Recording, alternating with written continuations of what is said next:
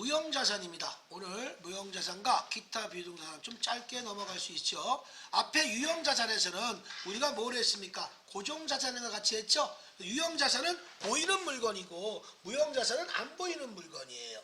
이해가십니까? 그래서 무형자산은 잔존가치가 있어요, 없어요? 아닙니다. 없다고 가정한다. 없다고 하면 안 돼요. 없다고 가정한다라고 해야 됩니다. 없다는 얘기를 못하는 거야, 그거는. 이해가십니까? 그래서 여러분들 그런 거 잘 나와요. 없다고 가정한다. 이해가십니까? 자, 그래서 여러분들 보시면 무형자산의 잔존가치는 없다. 그러면 틀리는 거예요. 이해가십니까? 자, 그래서 그런 원리로서 여러분들이 해주시는 거고, 제가 여러분들한테 거기 나온 거 있죠? 무형자산 나온 거 있죠? 요걸 먼저 말씀을 드릴게요. 자, 무형자산은 여기 나온 것처럼 뭐라고 나왔어요? 무형자산은 여기 나와 있죠? 한번 볼게요. 유형자산과 달리 물질적 실체는 없으나 식별이 가능하고 기업 통제 미화폐성 자산으로서 무형자산이라고 한다. 이해가십니까? 그래서 물리적 실체는 없으나 첫 번째, 두 번째는 식별이 가능하고 세 번째는 기업에 통제하는 비화폐성 자산이다. 그래서 무형자산은 마찬가지로 감가상각을 실시합니다. 합리적인 방법이 없을 때는요, 정액법으로 감가상각을 합니다. 표시방법일 때는 직접법과 누계액이 뭐냐면 간접법이에요. 간접법이 이것이 누계액으로 들어가는 겁니다.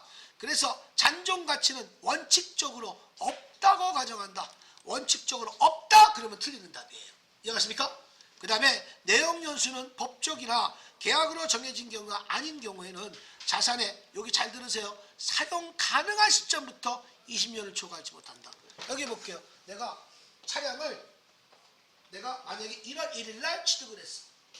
이해하십니까? 근데 사용 안 하다가 6월 1일 날 자동차를 처음 사용했어. 그러면 6월 1일부터 감가상각을 시작하는 거예요. 취득할 때 감가상각하는 게 아니야. 사용하는 시점부터 감가상각이 이루어진다. 그런 게 중요한 말이에요. 이해가십니까? 취득할 때 감가상각이 아니야. 사용하는 시점부터 감가상각을 한다는 얘기예요. 이해가십니까? 됐어요? 유형이건 무형이건. 이해가십니까? 그 다음에 몇 년을 초과할 수가 없다? 20년을 초과할 수 없다. 그 다음에 중요한 건 여기까지는 유형과 무형자산이 같이 들어가지만 요거는 무형만 들어가는 거예요. 개발비는요, 연구 단계와 개발 단계로 나눈다. 여기 보십시오. 그래서 여기 보시면 개발비는요, 연구 단계는 무조건 경상 연구 개발비로 500번대, 800번대로 다 이루어집니다. 하지만 개발 단계는요, 또 두 가지로 나눠져. 자산에 충족하느냐, 자산에 충족하지 못하느냐. 자산에 충족할 때만 개발비라는 무형자산을 씁니다. 하지만 자산에 충족하지 못하면 똑같이 연구 단계처럼 경상, 연구, 개발비라는 개정 과목을 쓰게 됩니다. 이해하셨습니까? 이렇게 되시는 거야. 구분을 못해도 경상, 연구, 개발비로 됩니다. 다시 말 한마디로 얘기해서 자산에 충족해야지만 개발비라는 분배를 해줍니다. 이해하십니까? 이렇게 주시는 거야. 그 다음에 여러분들 보시면 이렇게 나오는 거야. 우리나라는요, 유형자산은요, 다 간접법을 채택하고 있어요. 하지만 우리나라는요, 무형자산은 다 직접법을 채택하고 있어요. 그래서 유형자산은요, 차변의 감가상각비, 대변의 감가상각 누계액이라고 분개합니다. 결산시. 그런데 무형자산은요, 차변의 무형자산 상각비예요. 여기 보세요. 감가라는 말을 쓰지 못해요. 왜? 안 보이는 거기 때문에. 보이는 물건만 감가라는 말을 써요. 그래서 감가를 쓰지 못하기 때문에 앞에 무슨 자산? 무형자산 상각비라고 적은 거예요. 이해갔습니까? 그리고 나머지 뒤에는 무형자산 직접법을 빼주는 거예요. 영어권, 특허권이면 특허권. 이해갔습니까? 개발비면 개발비. 이렇게 떠주는 겁니다. 자, 이렇게 해서 여러분들이 해주시는 거예요. 그래서 표기법이 취득금액 마이너스 감가상각비 장부금액이죠. 무형자산은 취득금액에 감가상각, 감가라고 안 하고 상각액이야. 상각액을 빼주면 미상각잔액이 나오는 거예요. 미상각잔액. 원래는 미상각잔액이라고 많이 나와요. 이해갔습니까? 됐어요? 상각액에다가 미상각잔액이라고 얘기합니다. 이게 장부금액과 미상각잔액은 같은 의미인데 이렇게 이어진다는 얘기입니다. 감가라는 말을 쓰지 못해요. 그래서 왜 감가상각누계액을 못 쓰냐? 여기 보실까? 개정과목 적용 등록 들어가죠. 보시면 유형은 이렇게 감가상각누계액이 다 있잖아. 그렇죠? 하지만 무형은요 감가상각이 없어요. 우리나라는 직접법으로 빼줘요. 그래서 감가상각누계액이 아예 없는 거야. 무형자산은. 이해가십니까? 우리나라는 정해져 있어. 유형자산은 뭐라고요? 감가상각누계액으로 간접법을 채택하고 있고요. 무형자산은 직접법을 채택하고 직접 빼주는 거야. 알겠습니까? 이렇게 여러분들이 연이어서 보시면 될 것 같습니다. 이해가십니까? 자, 그래 너무 이거 잘 돼 있어서 제가 이렇게 말씀을 드린 거예요. 이해가십니까?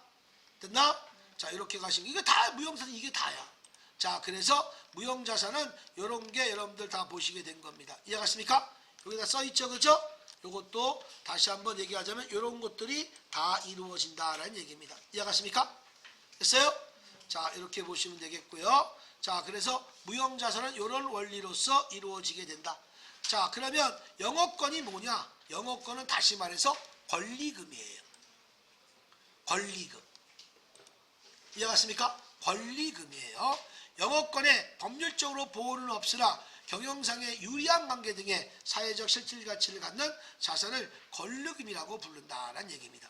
이해갔습니까? 그러면 여기에서 나온 합병이 요거 한번 해볼게요. 요거 합병할 때 여기 볼게요. 보세요. 합병할 때 보통 예금은 2천만 원 이체 지급했대. 내가 여기 합병이 뭐야? 내 회사에서 다른 회사가 나한테 들어온 거죠? 합병이에요. 근데 얼마 주고 내가 인수했어? 2천만 원 주고. 그런 회사가 어디 있겠어? 그죠? 시험이니까 이게 교재니까 이렇게 나온 거야. 2천만 원이 됐는데 당시 합병할 때 토지는 장부금액이 나왔어. 그리고 기계장치에 장부금액이 나왔어. 장부금액 필요 있다 없다? 아이, 상대방 거 장부금액은 다 필요 없다. 이해갔습니까? 내가 상대방 거 인수할 때는 다 뭘로 인수한다고 그랬어? 다 토지는 공정가액으로, 기계장치도 공정가액으로 인수하는 거야. 이해갔습니까? 그 인수했더니 내가 보통 예금으로 이렇게 2천만 원을 냈는데 토지가 1,700만 원, 기계장치는 200만 원이야. 어느 쪽이 모자라? 차별이 모자르죠? 요거는 합병한 거 아니야. 그만큼 내가 100만 원을 더 준 거죠? 그 사람한테 권리금을 더 준 거나 마찬가지야. 합병할 때 이렇게 분개하는 거야. 그런데 여기 보세요. 날 봐봐. 내가 2천만 원 지급했는데 공정가치를 따져보니까 2,300이 나왔어. 그러면 300만 원만큼 내가 어떻게 돼? 돈을 더 싸게 구입한 거잖아. 그러면 주먹 대면에 영업권 300만 원이 들어오는 거야. 내가 영업권이 차변에 갔다면 내가 돈을 더 주고 합병한 거고, 영업권이 대변에 가서 공개하면 그 회사는 합병할 때 싸게 합병을 한 거야. 영업권이라고 양쪽 다 들어가는 거야. 이해갔습니까? 요 세무 때는 아셔야 되는 거야. 합병은 마감을 뭘로 합간다? 합병은 영업권으로, 차변이 됐던 대변이 됐던 영업권으로 합병을 한다. 이해갔습니까? 마무리한다라는 얘기입니다. 됐어요? 대변에 갈 수도 있어. 됐습니까? 이렇게 내가 만약에 차변에 토지, 내가 예를 들어서 요게 1,500만 원. 그 다음에 기계장치 얼마? 요게 내가 아까 1,000만 원 이렇게 했다 보자. 아니다. 기계장치가 공정가치가 800이다 보자. 됐어요? 내가 보통 예금으로 얼마 내가 납부했다고 그랬어? 2,300원 납부했다고 그래. 얼마 했다고 그랬까? 2천만 원 납부했다 보자. 알겠습니까? 그럼 어느 쪽이 모자라? 요쪽이 모자르죠? 여기다가 영업권 얼마? 300 이렇게 쓰는 거야.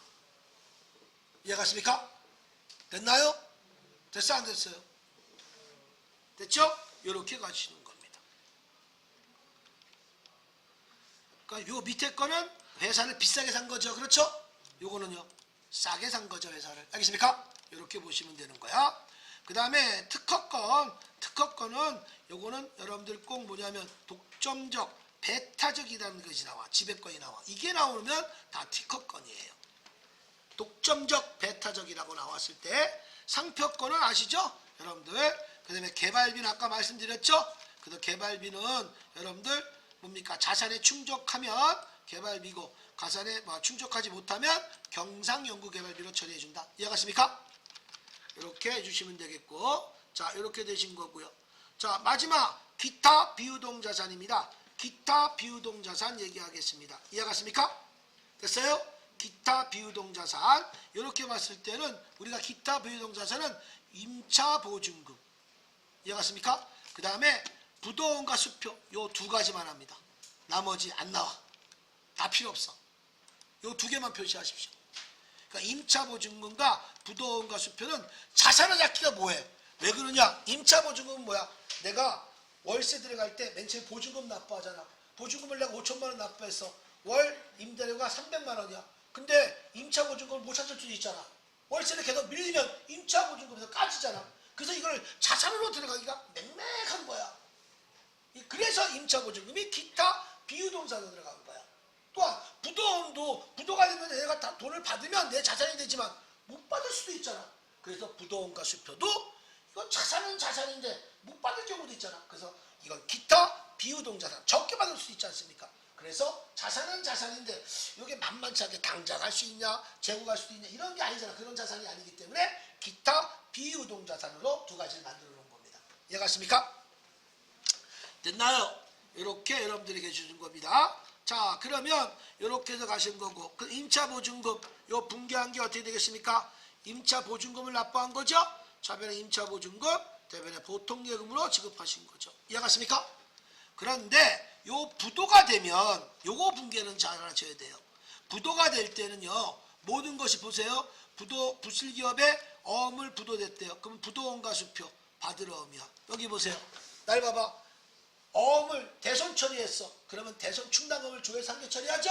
하지만 부도가 되면 조회하는 거 없다. 그냥 바로 다이렉트로 부도원가 수표로 분개합니다. 이해갔습니까? 충당금 조회하는 거 아니야. 부도면 충당금이라는 것이 없어요. 자 그런데 제1번에 요거 부도가 됐으니까 요건 어떻게 되겠습니까? 마찬가지로 어떻게 돼요? 여기서 봤을 때 50만원 5만원 들여서 법정 소송비를 내가 납부했어. 요 법정 소송비 요것도 다 뭡니까? 뭐로 처리한다? 부도원가 수표로 분개합니다. 이해갔습니까? 그럼 여기 보세요. 부도가 됐는데 6개월, 8개월이 됐어. 이자 나온 거 있죠? 이자도 부도원가 수표야. 주목, 결론을 말씀드릴게요. 부도가 시작되는 들어가는 모든 비용과 이자 같은 거 있죠? 다 부도원가 수표를 포함시킵니다. 법정 소송 비용이 들어가도 수익이 발생이 된 것도 모든 거 다 그 사람한테 다 받아야 될 돈이에요. 이해갔습니까? 그래서 부도원가 수표도 여기 보세요. 자본화 대상자산은 아니지만 자본화 대상자처럼 모든 비용과 모든 수익을 다 포함시킵니다. 이해갔습니까? 그걸 청구하는 거예요. 그래서 모든 부도원가 수표를 했다가 파산이 됐어. 대손 처리가 됐어. 충당금이 없다고 그랬죠? 없다고 했으면 다 대손상각. 이 부도원가 수표는 차변에 있다가 다 묶어서 대변에 가서 상계 처리가 됩니다. 이해갔습니까? 상계 처리가 되는 거야. 이해가셨죠? 상계 처리하고 나머지가 대손상각비가 됩니다. 만약에 여기 받을 어음이잖아. 그렇죠? 마지막에 대손 처리하면 여기는 어떻게 돼? 충당금이 있다고 하면 대손 충당금 얼마 빼고 나머지가 대손상각비가 되겠죠. 그렇죠? 이렇게 되는 거. 이런 식으로 부도원가 수표 무조건 모든 비용 다 포함시켜. 다시 한번 거기다 적으세요. 부도원가 수표는 모든 재비용 다 포함시켜서 한다.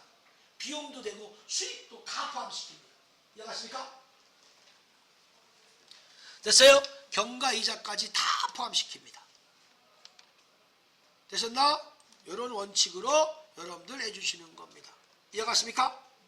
됐어요? 자, 이렇게 여러분들 해주신 거예요. 자, 이렇게 해서 자산에 대해서 말씀을 다 드린 겁니다.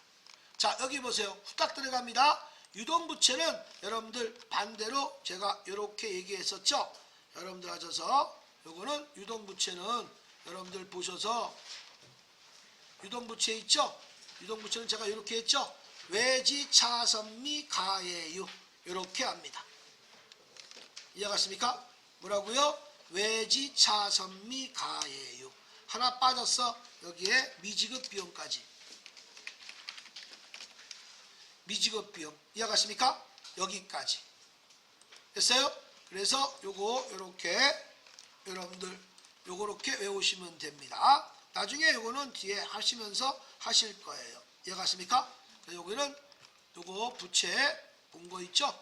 요거는 여기다 적겠습니다. 여러분들 나중에 이거 분개하실 때 요거 갖고 하시는 거고 여기다가 여러분들 이렇게 맞춰 드리겠습니다.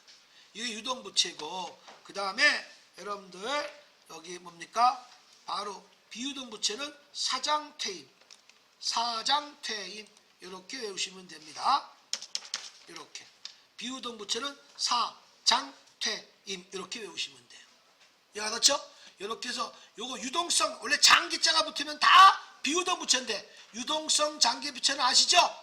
내가 5년 전 10년 전에 돈을 빌렸어. 근데 그 내년에 상환할 때가 된 거야. 그럴 때는 내년에 상환할 거는 요거만 유동성 장기부채는 유동부채에 해당이 된다라는 얘기입니다. 이해갔습니까? 그리고 요거 미지급 비용은 결산시 하는 거야. 결산시에 사용하는 거야. 아셨죠? 이렇게 봐주시면 될 것 같아요. 요건 여러분들이 한번 분개하시면서 잘 볼 수 있도록 하시기 바랍니다. 알겠습니까? 요거는 여기까지는 제가 여러분들한테 못 해드려. 근데 나중에 여기 보세요. 비유동부채 있죠? 비유동부채는 제가 사채를 따로 합니다. 퇴직급여 충당부채하고. 이해갔습니까? 그거는 시험도 제일 많이 나오기 때문에 사채 발행하는 거 상환하는 것까지 이자 상환까지 다 해드립니다. 원금 액면을 발행하는 거와 상환시까지 다 해드립니다. 요번에 그거 하셔야 돼요. 이해갔습니까? 그래서 요거 비유동부채는 나중에 한 번 더 하실 거예요. 하셨습니까? 자, 그래서 요렇게 가실 거는 하시고 얘가 요거 있죠? 요거 사채 발행한 거 요거 다 교재에 나와 있습니다. 이거 따로 별도로 할 겁니다. 요거는 알겠습니까? 자, 그렇게 해서 맞춰드리고 다음 시간에는 여러분들 자본 이거 같이 할 거예요. 다 별도로 할 것이고 여러분들 하도 힘들어해서 다음 시간에는 부가가치세 실기 부속서류부터 바로 들어간 다음에 나중에 할 거야. 이해가 됐죠? 그래서 다음 시간에는 부속서류 들어가서 하실 겁니다. 그래서 여러분들 오늘 자산 비유동부채까지 맞춰드렸습니다.